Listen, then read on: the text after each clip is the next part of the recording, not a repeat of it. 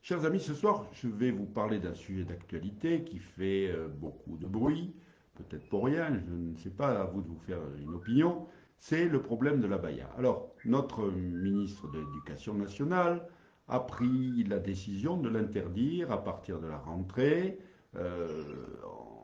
en domaine scolaire, c'est-à-dire au lycée et je suppose au collège également.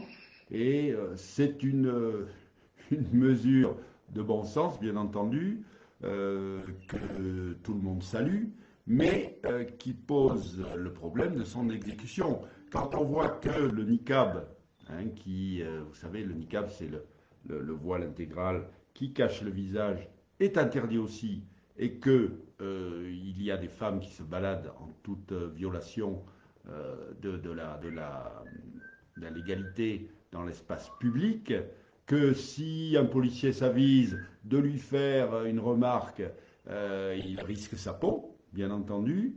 Il va y avoir un regroupement de personnes de cette culture. Vous savez, ils sont tous modérés, hein, mais bon, là, on les cherche, hein, on les cherche, les modérés.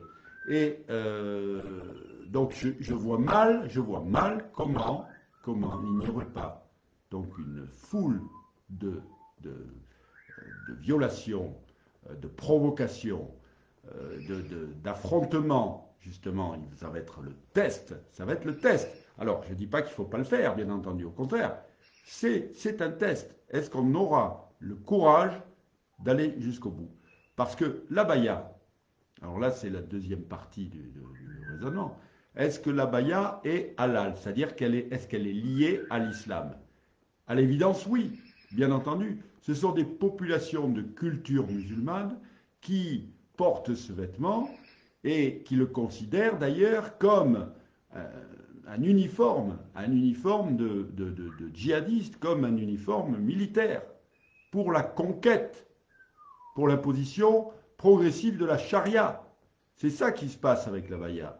Et alors évidemment, ces jeunes filles sont manipulées, vous vous en doutez, ou endoctrinées, elles ont subi un lavage de cerveau, mais tout cela va dans le sens, évidemment, de l'islam, hein, de la culture musulmane, et il faut savoir que c'est un des marqueurs avec le voile, le hijab, le simple hijab, vous savez, qui couvre la tête et qui couvre le cou, c'est un marqueur du statut de la femme qui est inférieur dans l'islam.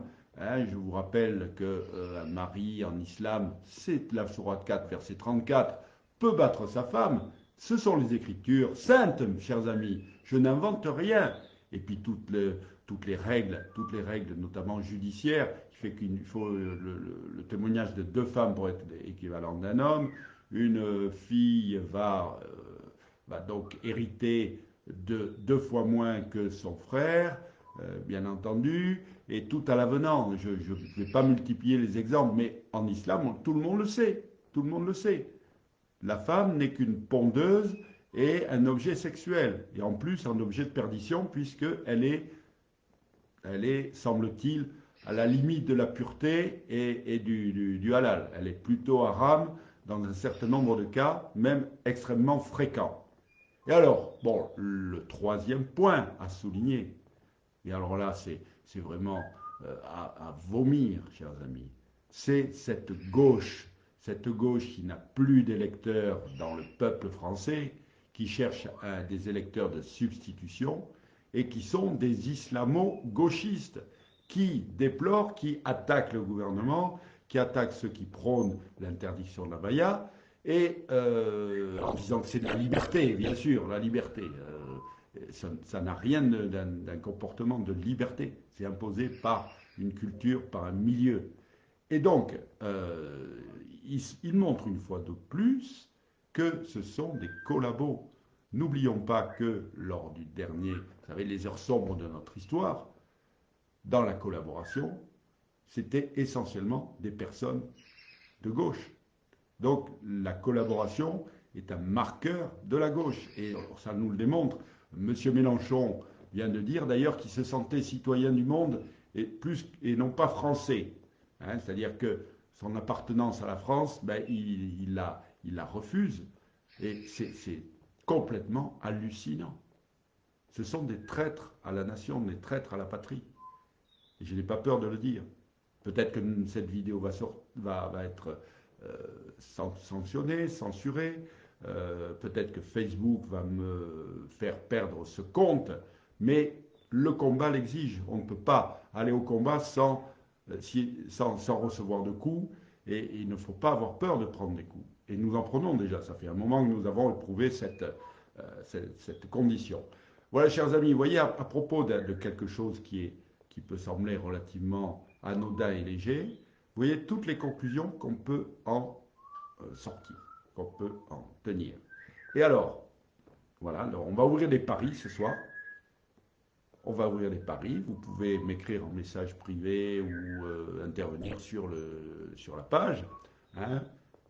Le gouvernement aura-t-il le courage de faire appliquer cela?